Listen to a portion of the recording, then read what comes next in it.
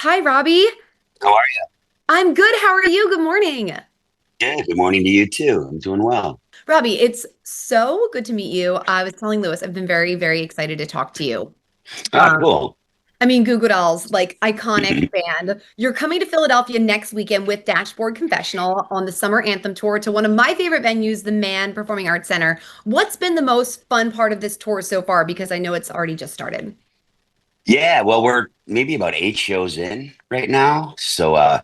The best part is we're actually like the tour's starting to come together now, you know, takes a little while.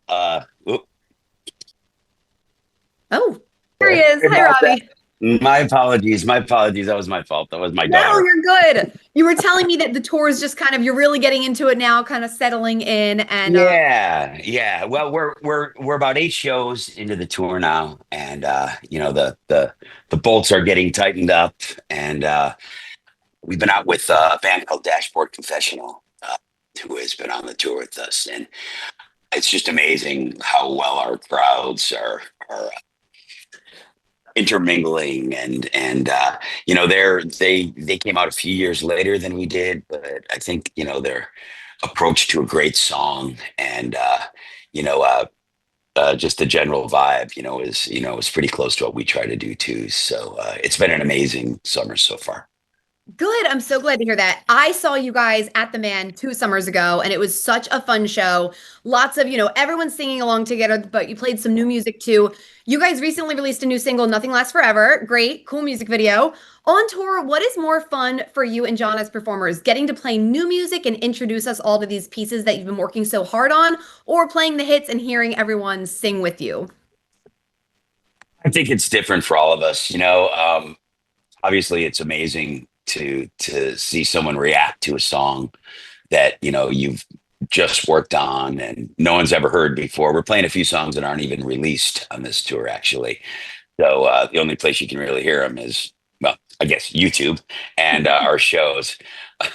But yeah, I think just in general, I think having this great collection of songs that we've put together over the years, and you know um, having everybody there and wanting to be kind of part of the whole thing and singing along. It's just the best vibe I can imagine. It's so great. And the title is the Summer Anthem Tour, and I feel like you guys are such great. It's a great summer show because you can sit outside. The music just fills the air. It's a cool experience for our viewers who have not been to a Goo Goo Dolls show before. This is crazy to me. Congratulations on 30 years of A Boy Named Goo. That's kind of the album that really got you guys that mainstream recognition. But you and John Rzeznik had formed the Goo Goo Dolls 39 years ago. I think next year's 40 years, right?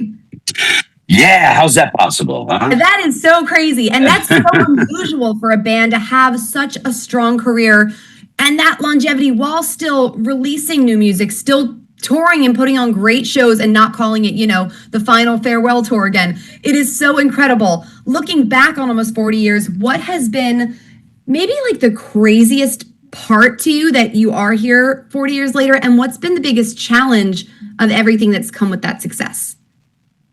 Well, I think, just the fact that we're here is the most mind blowing thing to me. I mean, when we were 20 years old and started making records, I think we just thought that was a very fleeting moment in our lives. And I think we thought we'd move on to other things. Obviously, that didn't happen. And we were able to, you know, stay together, grow as a band. And the other part of your question is, I think we've gotten to find out what our band would sound like after 40 years. Like, I don't think a lot of bands really get the chance, to feel that. And sort of like a little side note here, we're even seeing songs that we wrote 25 years ago gaining relevance currently again right now, which is kind of crazy to see another generation now sort of latching on to some of the songs that we had seen be popular in the past. It's really an exciting time for music, although terrifying, because that's the other thing that we've had to traverse through all this is the music industry. being completely unrecognizable, from what it was, when we were kids. So, I mean, it's always a challenge, but, with every, new technology, that comes onto the horizon here, there's pluses and minuses to it. So, you just gotta kind of keep yourself in your lane and remember that the songs are the most important things. And you mentioned this a second ago. So Iris recently kind of went viral, which is so crazy because it's been out for so long. And a lot of the videos and the comments that I was seeing, a lot of them were along the lines of like, the boys don't yearn anymore. The boys don't write songs like this anymore.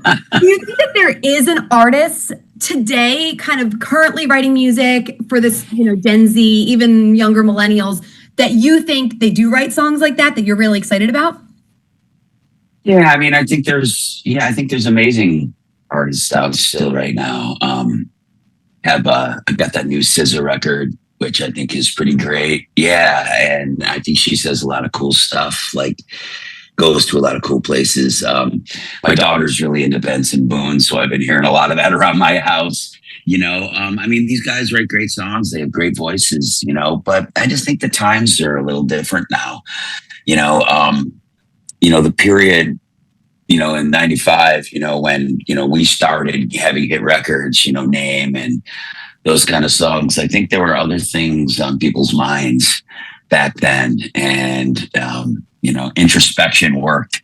I think right now the world's a little crazy. And I think things are, people just come at things from a different angle. But Iris seems to be, as you said, striking a chord with people right now. We did the Stagecoach Festival in Indio, and there were maybe 35,000 people watching the band play, but every single one of those people posted to social media. They're all 20 to 30-year-olds, and that was a huge boost for that song. And we were in the Deadpool movie, and we performed on American Idol, and Machine Gun Kelly covered the song. And this is all like in 4 weeks, this all happened. So there was an awful lot that happened, and just a few just crazy viral moments for it as well. Some celebrities, mentioning the band and stuff. So it was a good time for it, because the tour is happening now. And so it's great to see. It really is perfect timing. And I've also seen something that keeps getting reposted and reposted, the rainy performance of Iris. This was in Buffalo, in your hometown, in 2004. And I think this is now widely considered by people who love music as one of the best live performances of all time. But in your memory, from your end, what performance in your career, is there one that particularly stands out as an all-time favorite memory for you? Well, I mean, that one was insane. Just the fact that it was going on, but there was so much going through our heads as it was going on. We had invested life-threatening amounts of money into making this DVD, and we had one of the worst rainstorms, the worst 2-hour rainstorms in the history of our city, and during our set. And so, I mean, we really, there's a lot going through my mind, but I do think that the one that sticks out the most in my mind was when I was when the band was just kind of kicking off, and it would have been like 95 maybe, and my grandmother and my mom and dad and everyone were sitting in the big old hockey arena that's knocked down now, that I saw Kiss and Cheap Trick at when I was a kid. And like I was standing up on the stage playing, and I could see my family and friends. And I think that moment, that happened, that can only happen once to you, and then it's, it's never going to happen again. And so that was an amazing moment. And there's been plenty more, but that one really sticks out. That's so beautiful. And it's cool. I like asking that questions to musicians because, we wouldn't necessarily know that watching you, what you're feeling. So I think that's a really sweet and beautiful story. Thank you for sharing that. Yeah, of course. We're mentioning, next year is the 40 years of the Goo Goo Dolls. Working with John for those 40 years, what about your relationship as colleagues, as bandmates, and as friends has, in your opinion, allowed the band to stay as strong as it is to this day? I don't know, man. We hug each other. We punch each other. We've slept in the same bed. We've moved to other sides of the world. from each other, but I don't know, man. Somehow we make it work, I mean, I love the guy, he's been my, he's been, aside from my immediate family, the most constant thing in my life, and it's crazy, and this business makes you crazy. I will tell you that, because, most people who do this are a little emotionally wayward to begin with, and then if it actually works, like, it's up to you to kind of deal with it. And it's a tough thing, but man, I guess all I can say is that at some point it settles in that, like, your band is your band and your life is your life. And these are kind of two different things, and they're intertwined unbelievably. But I think you just need to give people as much space as they need and as much support as they need, appropriately, I guess. And here you are, still touring. Here we are. It's awesome. It's so cool to see. And I was telling people, I was bragging a little in the office today that I was going to get to talk to you. And someone said, that name is so crazy. So my sister, Celine, I would be remiss not to mention her. She's younger. She is growing up. I remember she was like in 7th grade, and I would just walk by her room every day. Broadway's Dark Tonight, every day.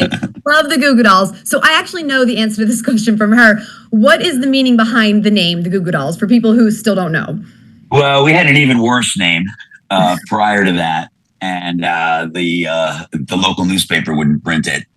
So the club owner that we were playing at, we had played a couple times there, said, look, you guys really got to change your name if you want me to put you in our act. And we had never really done any shows before. So there was a pile of old magazines laying around. And one of them was the True Detective magazine from back in the 50s, 60s era. And there was an ad in the magazine for a Goo Goo Doll. And we thought it was funny. There were a lot of O's, and it just seemed like the most inappropriate name possible, for a band like us at the time. We were really loud, really fast, 2-minute songs.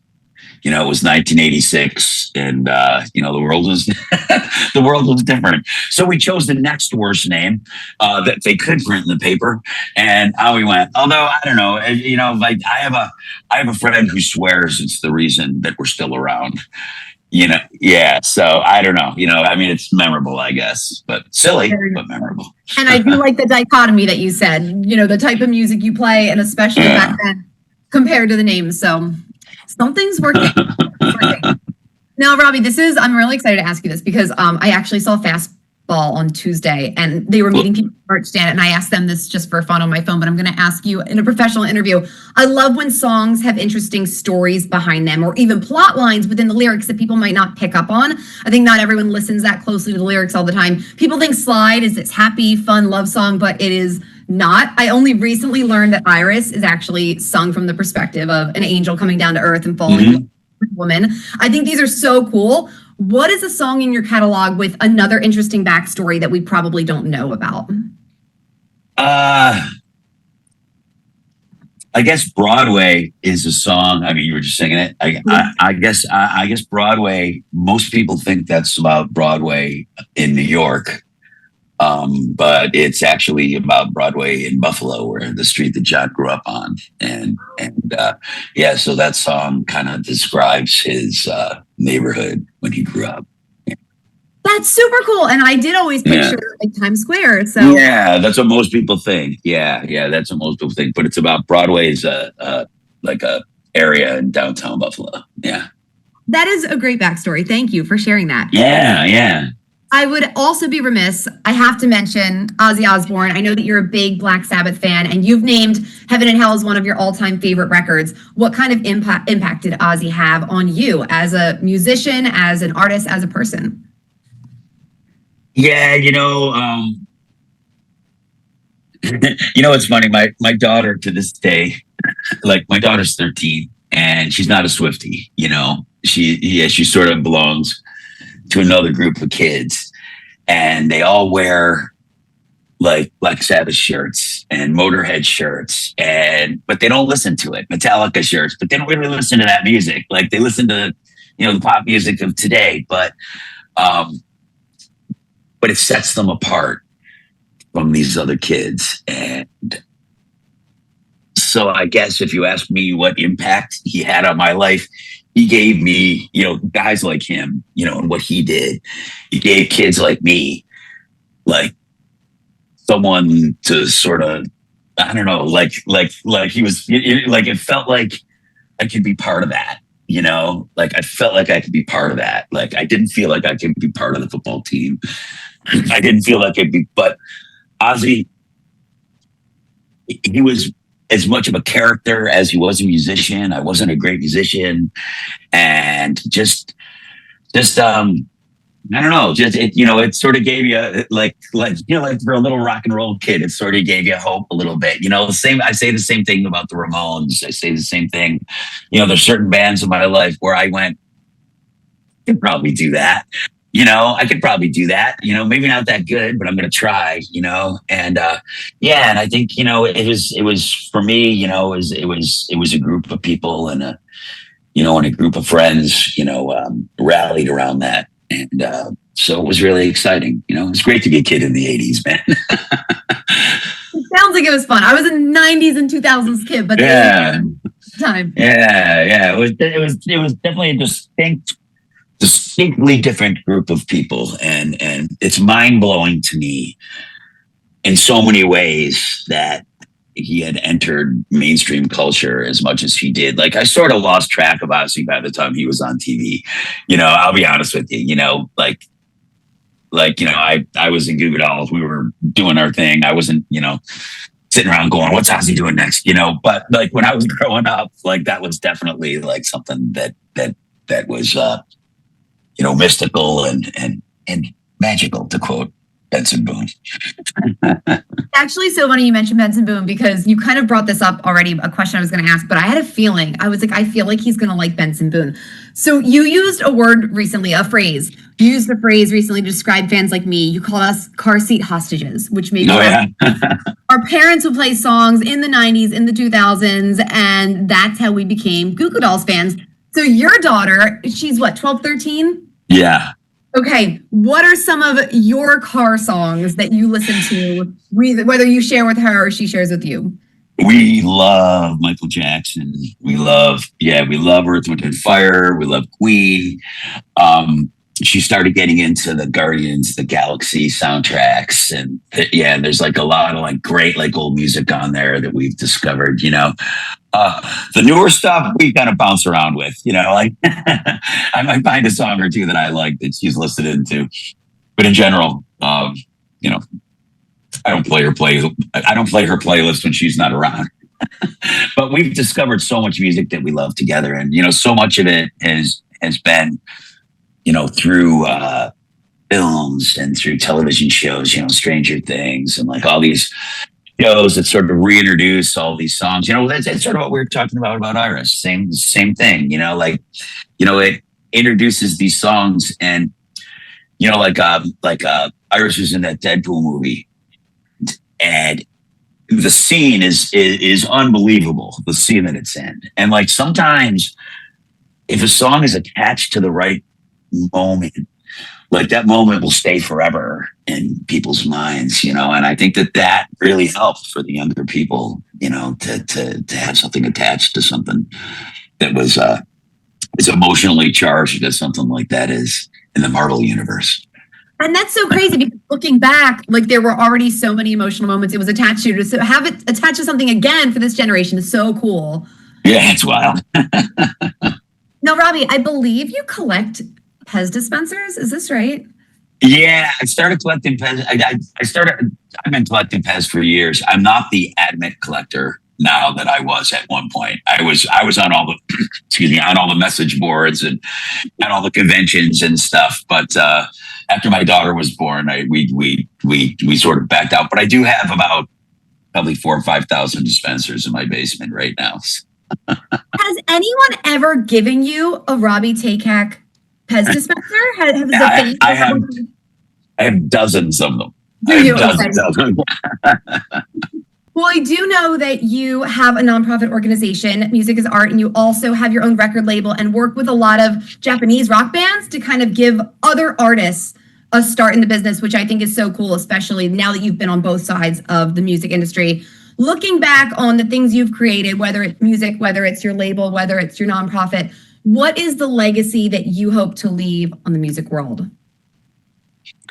I don't think I have a specific legacy that I want to hold for the music world. I just want to leave making people feel, I want to leave this planet making people, feeling like I made people smile. That's all. You know, like I made their day better, not worse. Like, that's it. I mean, really, you know, I mean, I think that's all you can really ask for these days is just, you know, don't be a burden on folks, you know, and try to make their day a little better. And, you know, your life will be all right, I think. I very much agree with that in my own life. So I think that's awesome that you said that. There you go. Robby, you are a delight to talk to. There were so many message boards that were like, Robby's the coolest, most down to earth guy. And thank you for your time today. You were so sweet and so generous to talk to me. I really appreciate it. And I'm looking forward to seeing the show next weekend. See you at the Man Center. See you at the Man. Okay. Have a wonderful weekend. All right. Thanks for your help. Thank you, Bye-bye. Lewis. Bye, guys.